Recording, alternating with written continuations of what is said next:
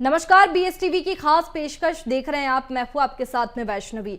मध्य प्रदेश में police system fail साबित हो रहा है। आतंकियों से जुड़ा मामला हो या फिर ड्रग्स तस्करों का रैकेट, हर एक मामले में पुलिस सिस्टम की पोल खुल रखी है। इंटेलिजेंस सिस्टम फेल है, इसलिए दूसरे राज्यों और केंद्र की एजेंसियां एमपी में लगातार कार्रवाई कर रही है। एक बार फिर भोपाल से आईएसआईएस के एक आतंकी की गिरफ्तारी हुई। पुलिस की नाकामी से फल फूल रखे आतंकी। मध्य प्रदेश में पुलिस की नाकामी देखने को मिल रही है। प्रदेश में इंटेलिजेंस सिस्टम फेल हुआ है।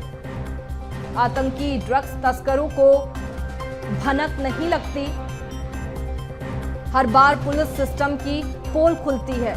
लगातार जो संगठन है वो मध्य प्रदेश में फल फूल रखे हैं, लेकिन पुलिस नाकाम है। दिल्ली की एजेंसी ने भोपाल से आतंकी पकड़ा है। दूसरे राज्यों की पुलिस मध्य प्रदेश में कार्रवाई कर रही है। एमपी में दूसरे राज्यों की एजेंसियां कार्रवाई कर रही है।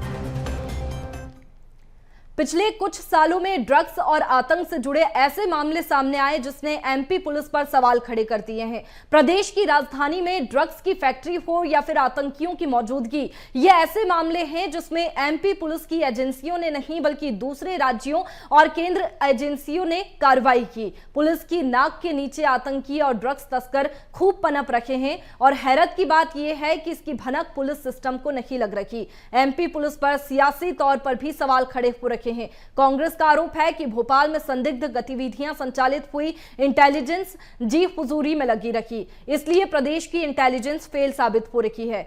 और वहीं बीजेपी हमेशा सिस्टम को मजबूत बताते हुए आतंकियों पर कार्रवाई करने की बात कहती है। प्रदेश का इंटेलिजेंस जो है केवल जी हुजूरी में लगा रहता है और सरकार को इनका काम होता है बताना कि हाँ ये सब अच्छा चल रहा है, वो अच्छा चल रहा है, केवल इन्हीं उसमें लगे रहते हैं। तो जो इंटेलिजेंस की खबरें जो आना चाहिए वो इनके पास रहती नहीं। चाहे ज्योति मल्होत्रा वाला मामला हो या बहुत से आतंकवादी भी यहाँ मिले, लव जिहादी मिले। ये लव जिहाद का मामला कब से चल रहा है, सरकार ने उसके लिए कानून बना दिए, लेकिन जब कोई मामले आए जो बेचारी उन लड़कियों ने जब आके एक्सपोज किया तभी सब चीज़ें आई। ये मध्य प्रदेश की इंटेलिजेंस पूरी तरह से फेल है। देखिए, मैं पीसी शर्मा जी की राजनीतिक स्थिति दशा दोनों समझ सकता हूँ। जिस प्रकार पराभव और पतन के दौर में कांग्रेस पार्टी है तो उनका काम से सवाल उठाने का उत्तर तो उनके पास है ही नहीं और सवाल उठाने का उनका अधिकार भी है। जिस इंटेलिजेंस की व्यवस्था की बात करते हैं पीसी शर्मा जी, हमें जानना चाहते हैं आपसे कि मध्य प्रदेश में कोई एक उदाहरण बता दीजिए जहाँ भारतीय जनता पार्टी की सरकार ने, उसकी संस्थाओं ने, एजेंसियों ने कार्रवाई नहीं करी हो। जिन घटनाओं का पीसी शर्मा जी उल्लेख कर रहे हैं उन मामलों में कार्रवाई किसने करी? भारतीय जनता पार्टी सरकार के संबंधित पुलिस ने या एजेंसी ने कार्य करी। तो पीसी शर्मा जी कांग्रेस पार्टी के नेताओं की वृत्ति प्रवृत्ति दोनों है कि शासन प्रशासन के अधिकारियों को दोष दो, और दोष देते देते उनकी पूरी व्यवस्था दोषपूर्ण हो गई है। तो हम तो जनता जनार्दन की अदालत में है। जनता जानती कि भारतीय जनता पार्टी की सरकार को तो दायित्व मिला जनसेवा का, सुरक्षा का, सम्मान का, उसका निर्वहन कर रहे हैं।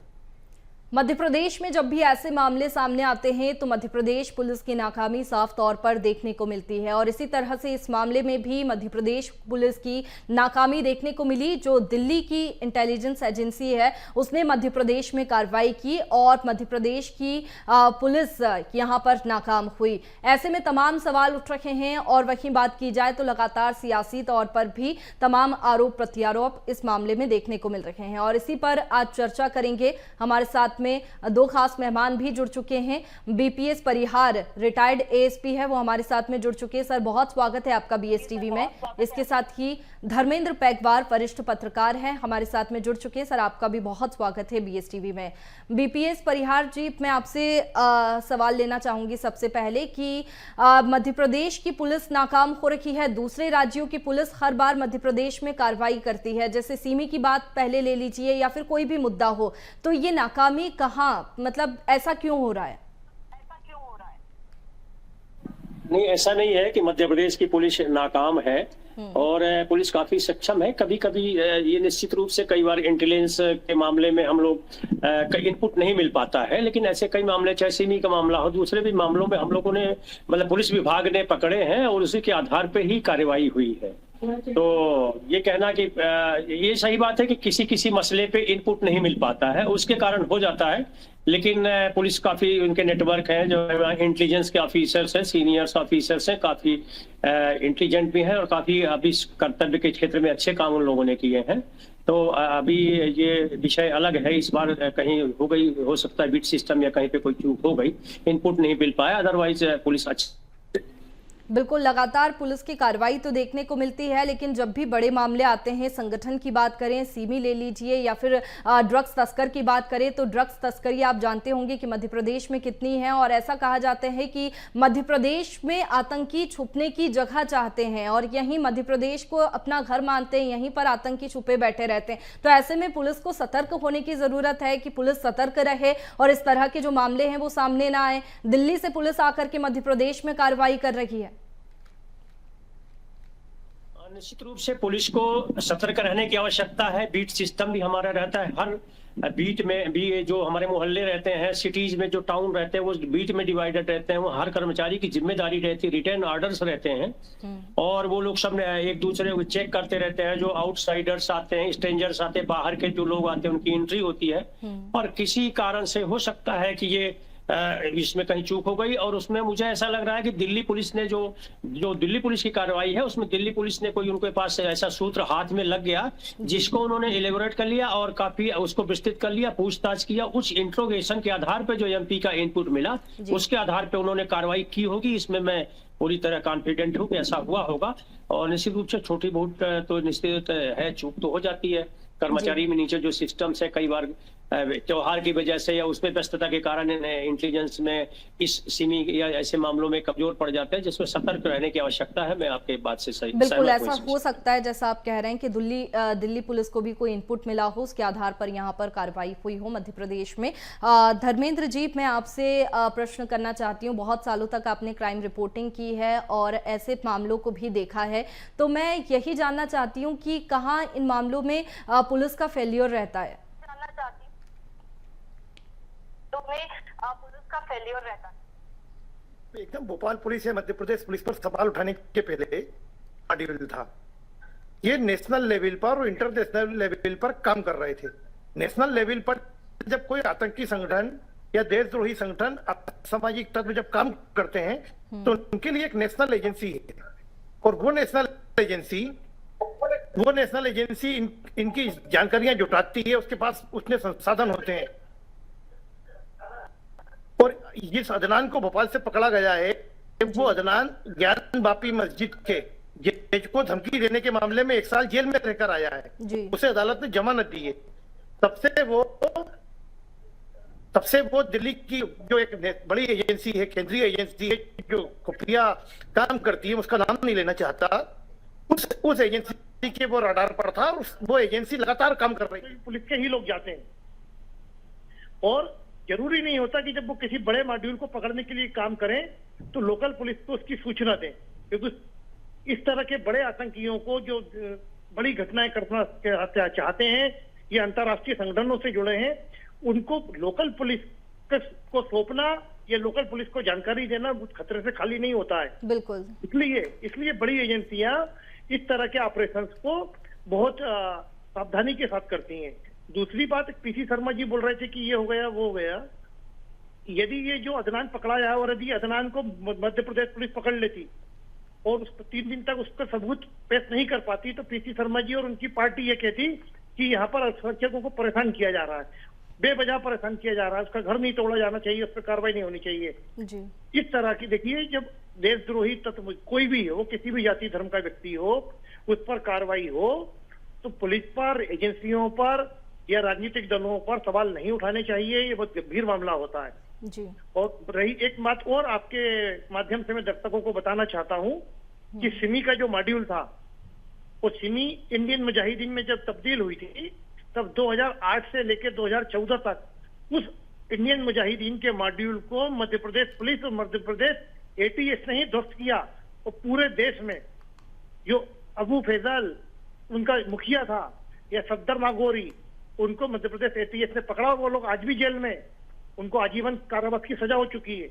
तो मध्य प्रदेश में एक बहुत बड़ा नेटवर्क ध्वस्त हुआ है, क्योंकि आपको ये मालूम होगा कि जयपुर में, दिल्ली में, लखनऊ में जब हम धमाके हुए थे, उसके आरोपियों को मध्य प्रदेश पुलिस ने पकड़ा।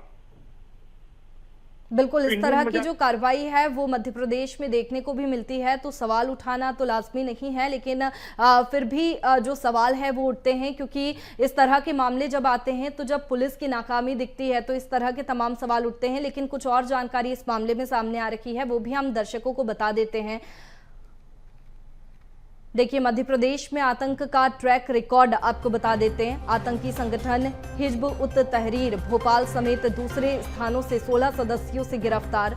आतंकी संगठन इंडियन मुजाहिदीन खंडवा में छापेमार कार्रवाई कर आतंकी को पकड़ा। आतंकी संगठन जमात उल मुजाहिदीन बांग्लादेश भोपाल के इशबाग से 4 से ज्यादा आतंकी पकड़ाए। आतंकी संगठन हिजब उत तहरीर भोपाल समेत दूसरे स्थानों से पकड़ाए गए। इसी तरह से जो दूसरे संगठन हैं वो यहाँ पर जो ध्वस्त किए गए साल 2022 इस तरह से आपको बता रखे हैं। जहाँ साल 2023 की बात करें तो हिजब उत तहरीर भोपाल समेत दूसरे स्थानों से 16 सदस्यों को गिरफ्तार किया गया।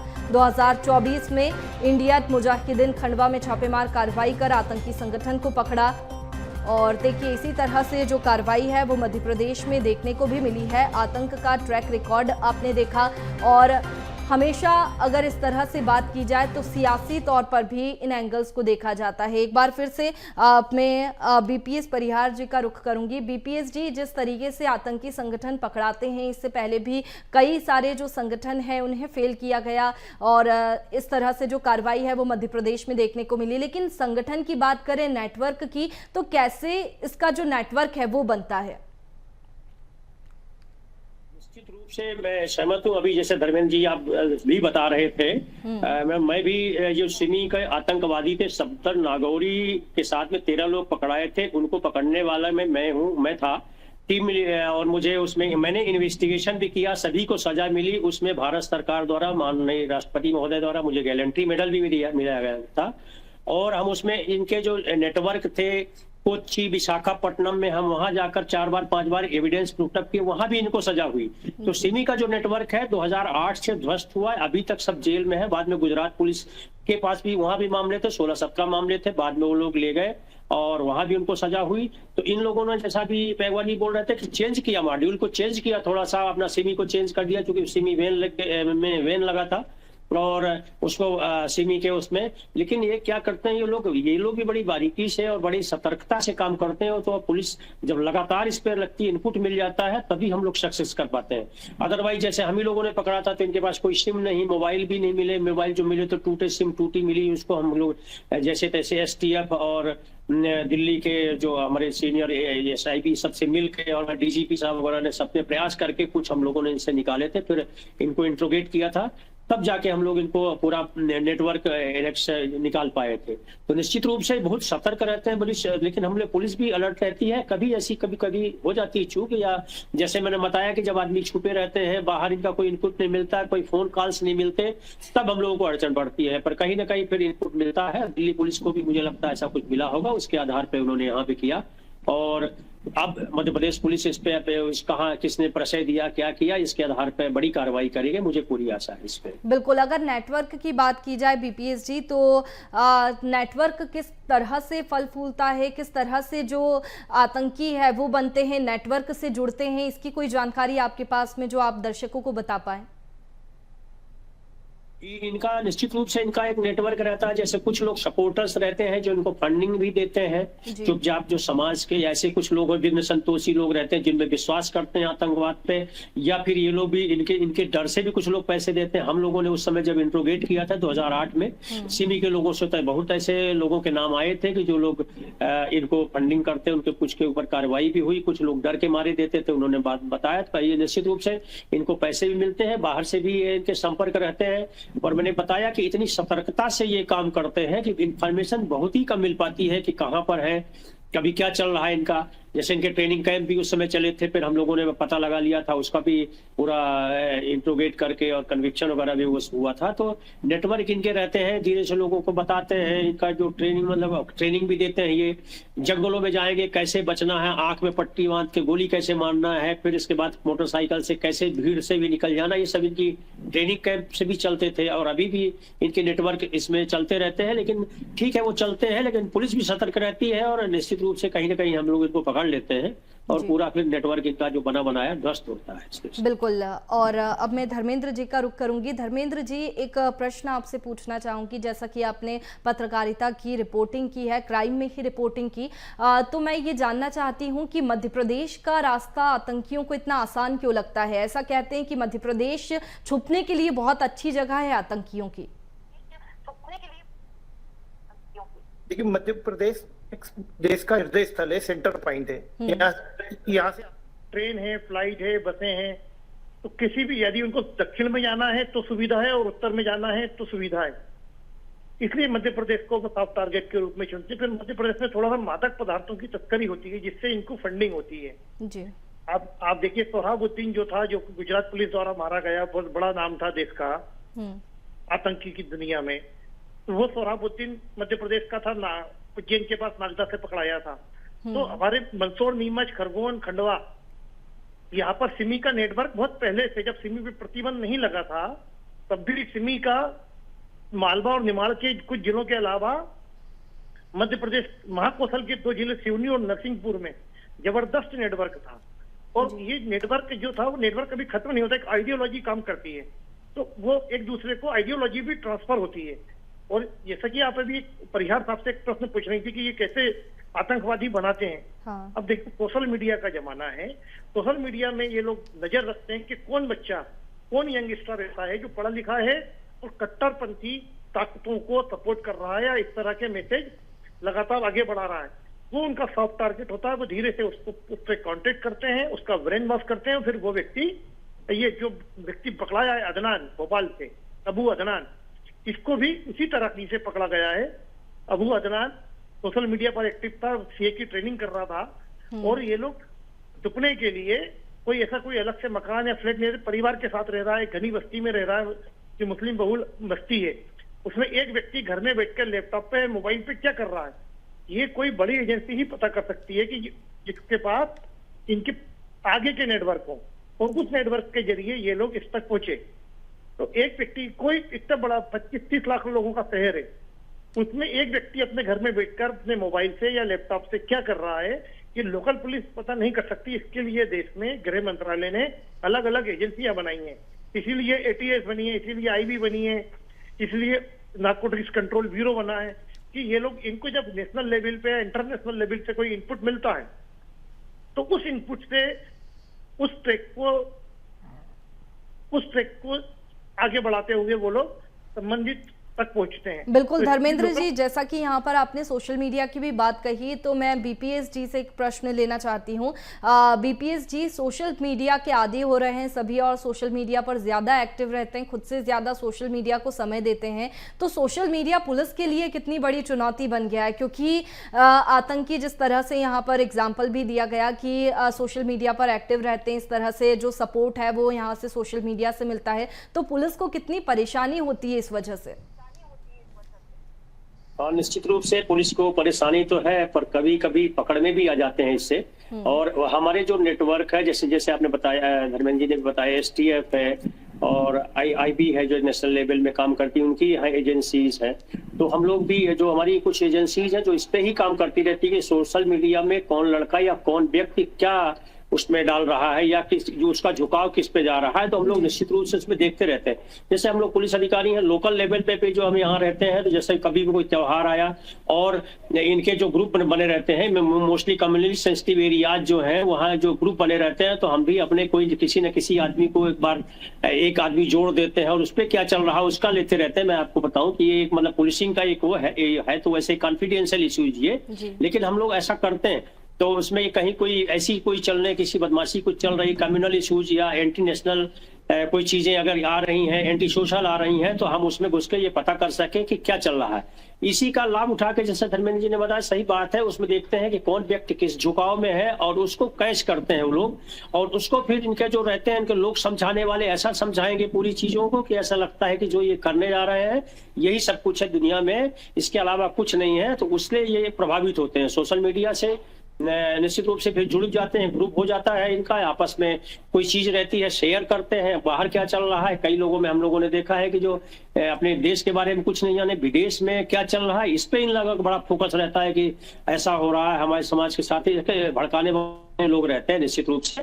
तो इसलिए इसमें रहता है, लेकिन हम लोग भी इसमें, पुलिस भी लगी रहती है और अब सोशल बिल्कुल इस मीडिया तरह के की कार्रवाई में भी सफल देखने नहीं को हो मिलती है, जैसे कि अगर सोशल मीडिया पे कोई भी व्यक्ति हथियार लहराते हुए दिखाई देता है तो तुरंत पुलिस भी एक्टिव होती है, कार्रवाई भी देखने को मिलती है। लेकिन जब आतंकी की बात होती है या फिर ड्रग तस्कर की मध्य प्रदेश में बात की जाए तो ऐसे मामले कब तक कम होंगे? क्योंकि जब तक पुलिस जो है वो सतर्क नहीं होगी तब तक ऐसे मामले और ज्यादा बढ़ते जाएंगे। और जैसा कि यहाँ पर बताया गया, भी आपने भी कहा कि अलग इंटेलिजेंस होती है जो ये कार्रवाई करती है, तो किन सुधारों की आवश्यकता है? अभी जैसे आप देख रहे हैं कि इस समय का जो ये सोशल मीडिया एज और इसमें इंटरनेट, इसमें बहुत सारी ऐसी चीजें हैं कि आप देख ही रहे हैं, क्राइम के कई तरीके हो गए हैं, तो उसमें हम लोगों को भी सुधार की आवश्यकता है निश्चित रूप से। आप देखिए ना कि बैंकिंग फ्रॉड या आजकल जो डिजिटल है, बहुत चीजें हो गई इसी टाइप से। ये जो आतंकवादी गतिविधियों में नए नए मॉड्यूल्स वो लोग भी पनप रहे हैं, पर पुलिस भी लगातार, हमारी पीपीएनआरडी जो रहती है, रिसर्च एंड डेवलपमेंट के हमारी जो अधिकारी रहते हैं, विंग है, उसमें रिसर्च करते रहते हैं कि वर्तमान युग में हम कैसे कर पाएंगे, क्या होगा। तो निश्चित रूप से पुलिस भी इसमें लगातार ट्रेनिंग्स भी हो रही हैं, और भी नए हम लोगों के ट्रेनिंग में हम लोगों से भी पूछा जाता है, और भी जो सीनियर ऑफिसर्स उनसे पूछा जाता है क्या करना चाहिए। पुलिस विभाग इस समय तत्पर है और लगातार प्रयास कर रही कि हम कैसे इसको खत्म किया जाए, कैसे रोका जाए, इस पे हम लोग लगातार प्रयास करते हैं। चलिए, मैं धर्मेंद्र जी का रुख करती हूँ। धर्मेंद्र जी, अब यहाँ से जैसा कि आतंकी पकड़ाए हैं, तो इसके बाद में पुलिस का अगला एक्शन क्या होना चाहिए? क्योंकि एक आतंकी पकड़ाया है, तो जैसा कि दिल्ली पुलिस ने ये कार्रवाई की है, अब मध्य प्रदेश पुलिस का क्या रोल होना चाहिए? ये अपराध दिल्ली पुलिस का था। दिल्ली पुलिस जिस मामले की जांच कर रही थी, दिल्ली में ये लोग ब्लास्ट करना चाहते, तो ये दिल्ली पुलिस के आरोपी हैं जी। तो इस पूरे मामले की जांच दिल्ली पुलिस करेगी। और पुलिस में सिस्टम होता है जिनको लोकल सपोर्ट कुछ चाहिए, कुछ बरामदगी करनी हो, इससे जुड़े कुछ और लोगों को ढूंढना हो, तो इसमें वो मध्य प्रदेश पुलिस की या भोपाल पुलिस की मदद लेंगे। लेकिन ये जुर्म की दुनिया का ये नियम है कि जिस व्यक्ति का आरोपी होता है, वो जिस जगह अपराध करता है या करना चाहता है, वहां की पुलिस, वहां की एजेंसी उसकी जांच करती है। बिल्कुल। धर्मेंद्र जी, ये भी जानना चाहती हूँ कि जैसा कि आप बता रहे हैं कि दिल्ली पुलिस इस केस को देखेगी, लेकिन जो आरोपी है, आतंकी है, वो यहाँ से पकड़ाया है, तो इसके बाद में इसके जो साथी है, सपोर्टर की आप बात कर रहे थे, तो जो सपोर्टर है वो यहाँ पर हो सकते हैं, तो कैसे पुलिस को सतर्क रहना चाहिए और तलाशी की जानी चाहिए? निश्चित तौर पर न केवल दिल्ली पुलिस बल्कि भोपाल पुलिस और मध्य प्रदेश एटीएस इस मामले को देख रही है। और एटीएस एक ऐसी एजेंसी है जो लगातार इस तरह के मुद्दों पर काम करती रहती है। बहुत सारी चीजें खबरों की दुनिया में नहीं आती हैं। लोगों को पकड़ना, उनसे पूछताछ करना, उनके मॉड्यूल को चेक करना, उनको बीच में छोड़ देना, बाद में फिर उनको ढील देना ताकि वो उनकी गतिविधियों पर को देखा जा सके। आप ये देखिए, जो भोपाल में अदनान जो पकड़ाया है जी। वो 1.5 साल पहले, 1 साल पहले छूट के आया है, सितंबर 24 में। बिल्कुल। वो उत्तर प्रदेश पुलिस का ही आरोपी था। काशी में जिस जज ने ज्ञानव्यापी मस्जिद का फैसला दिया था, उन पर इसने टिप्पणी की थी, बनारस पुलिस इसको ले गई थी। लेकिन इसमें एक कोऑर्डिनेशन की कमी मुझे देखने को मिल रही है कि उत्तर प्रदेश पुलिस ने या दिल्ली पुलिस जो इन पर नजर रखे हुए थी, उसने मध्य प्रदेश पुलिस को इसके बारे में कोई जानकारी नहीं दी थी। एक मध्य प्रदेश का एक व्यक्ति जो आतंकी गतिविधि में शामिल था, ये सितंबर 2024 में जेल से रिहा हो गया है जी। यदि ये सूचना मध्य प्रदेश पुलिस को होती, बिल्कुल, तो ये इस व्यक्ति पे नजर रखी जाती और ये व्यक्ति इतना आगे बढ़कर काम नहीं चुका होता, इसने जो प्लानिंग कर ली थी कि दिल्ली में ब्लास्ट करना है, यहाँ ब्लास्ट करना है। बिल्कुल, ऐसे मामलों में कहीं ना कहीं कोऑर्डिनेशन की कमी भी सामने आती है और पुलिस की सतर्कता भी देखने को मिलती है। फिलहाल समय सीमा को देखते हुए हम इस खास चर्चा को यहीं रोकते हैं। बहुत शुक्रिया आप दोनों का हमारे साथ में जुड़ने के लिए। तो देखिए, लगातार जो इस तरह के मामले सामने आते हैं उसमें कहीं ना कहीं कार्रवाई देखने को मिलती है, लेकिन अभी सवाल मध्य प्रदेश पुलिस पर उठ रखे हैं क्योंकि दिल्ली की इंटेलिजेंस एजेंसी ने मध्य प्रदेश में कार्रवाई की है। तो लगातार जो नाकामी है वो मध्य प्रदेश की देखने को मिल रही है, ऐसा कांग्रेस का आरोप है और लगातार जो सियासी रुख है इस पे देखने को मिल रहा है। फिलहाल हमारी इस खास पेशकश में इतना ही। आप बने रखिए BS टीवी के साथ में। नमस्कार।